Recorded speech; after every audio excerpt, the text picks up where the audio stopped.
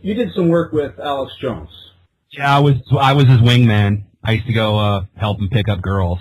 You have a video on YouTube. It's been mirrored by many people. Some call the video Alex Jones called out as a phony by Jack Blood.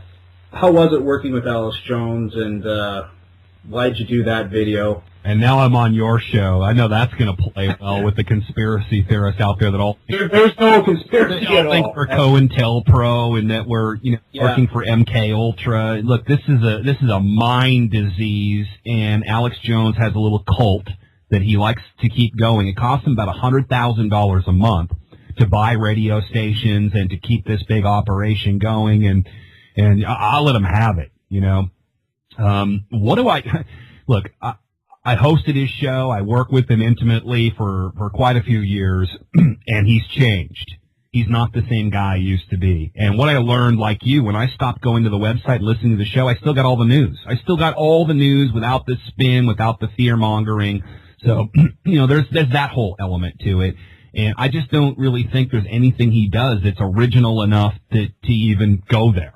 Personally, but far be it from me to be judgmental. I'm not here to be the patriot police. That's what he does. That's what people like him do. What this guy used to do would be he'd get on the phone late at night and blackball people from the movement. He was like a little Hitler, and that's what really pissed me off and why I finally, after a few years, just blew up, because we were running Deborah Medina here in Texas. She was about to be, we were going to win this amazing come from behind. It was the biggest underground political story you ever heard of. She was in the news everywhere. We had this. We were going to beat Rick Perry. We were going to put our own person in. And I knew, the campaign manager, I knew all the people in the campaign. They were just like me and you and your listeners. This would have been a huge victory for us.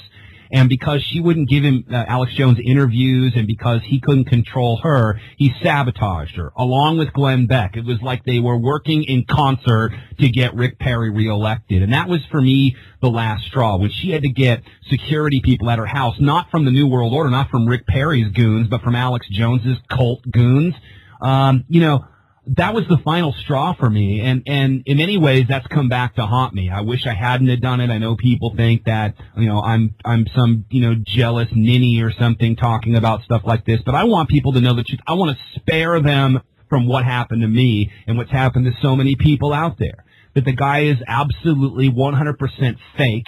And like a lot of the fake people out there, like the elites, he goes to bed every night thinking he's going to save the world, and he probably believes half the bullshit that he says, But the fact is, and I agree with Burke on this, that the quote, the urge to save the world is almost always a false front to control it. And there's a great movie out there called Land of the Blind, which kind of goes into that. The resistance finally wins, and they're worse fascists than the people that they replaced. And that's the kind of guy that Alex Jones is. So you've got to be careful. It's the same thing about centralizing into the mainstream media. You don't want to centralize into the alternative media. And what happens is people give, him all their money and everything, and they've just built up this huge Frankenstein. And so, no, you don't need him. I mean, get off, unplug from that, folks, and go to my site, or don't go to my site. Go to Mike Rivero's site, or David Icke's site, or go to intelhub.com or activistpost.com, or these great sites out there that will... Or www.westcoasttruth.com. That's right. That will still get you the news, and you won't, you'll get it in an objective manner. That's what I've always tried to do. I look at everything that comes in. Somebody asked me the other day, I want to start a radio show. How should I do it? And I said, the first thing you got to do is realize that almost every news story has some element of propaganda, and you've got to weed that out for your people, and that's what will make you useful. Well, no, a guy like Alex Jones doesn't do that. He adds it on with extra whipped cream and cherries and nuts, and he's just like how he eats, man. Just a big glutton, and that's what he is. And he's like Jabba the Hutt, man. He can't get enough of this. And so the more you feed this monster, the bigger he's going to grow and the more power he's going to want, Hey, listen, you can't be a hypocrite. So if you're out there and you're preaching decentralization, then you can't be the one that's all central. And that's what he's taken for himself, and he's hurt a lot of good people along the way. His stealing people's videos and taking all the money from them, you know, and putting people's back to the wall, and these little backroom negotiations that he has for people's books and videos. It's just sick, you know. This is exactly what I'm against. And so it came down to that. It came down to some personal issues. I don't like to be told what to do, how to wear my hair, and, you know, what clothes to wear, and who are my friends. And so, you know, I'm just not into that. And so when you get to, it's like everything else. Let me tell you this real quick. It's like everything else I've ever found as a truth seeker. When I went to the churches and I got up to the ultimate pinnacle in the back room of the church, I found out they were saying, hey man, what do we got to say in order to get that new parking lot? How do we got to scare and I heard this for myself, you know. So everything I've ever done and I've ever searched for, I've found that this is the all-important thing. People are people wherever you go. So you get into a truth movement, you get into an activist movement, you get into revolution. Man, there are going to be people like landmines everywhere, ready to stab you in the back, ready to take what's yours, ready to, you know, step on you to get up that ladder. And I hate to demoralize people, really, by saying that, but that's the truth. And we got to be adults about this and wake up.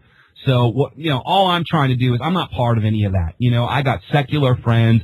I'm an old punk rock guy. You know, I'm just trying to sift through this media, make it somewhat palatable for people like me. I'm not trying to be Michael Jackson or anything like Alex Jones or somebody. I'm just trying to be like Mudhoney. I'm just trying to be like Sonic Youth. You know, I'm just trying to be like Big Black or Charles Bukowski or, you know what I mean? And I have my own little niche, my own little corner, and that's all I do. And I don't begrudge anyone else their style or their information or what they do until they go out and they become a wrecker. I once heard Alex Jones make this speech called, you know, The Wrecker, and it was a great speech, you know, how these people would go out and wreck everything. And he really is that. He is exactly that.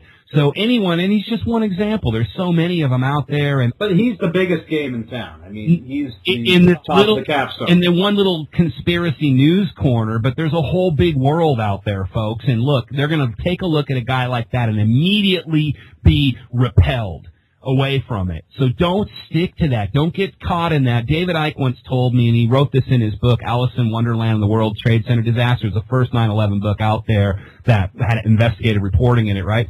And he said, you know, this is the problem with patriots, is they'll go into a camp, they'll climb up a hill, and they'll stop at a camp, and they'll get all comfortable, and they'll sit and they'll fight for that camp. They won't walk a little farther to go see there's another camp, and there's another camp, and there's another camp. So you gotta stay on the journey here, folks. You have to, and you gotta be, you know, loyal to the people around you. And that's really what sunk me, man, is that I'm a loyal friend. I'm a loyal person, and when it comes down to my friends and it comes down to what I really believe in, I gotta not be a hypocrite. And even if that costs me money, it cost me my career, like 10 different careers, okay? I could tell you horror stories of my music career, my business career, you know, my college career. It always ended up costing me, but, you know, I just want to be somebody that didn't sell out. You know, that's the first rule of punk rock. I didn't want to sell out. I didn't want to be a hypocrite. So say what you want about me. I've tried as hard as I can, being human, to be that person, and I'm working more on it every day. So fuck InfoWars and go to www.deadlinelive.info. Is that what you're saying? Yeah, you'll get part of the story there. And look, I mean, you'll get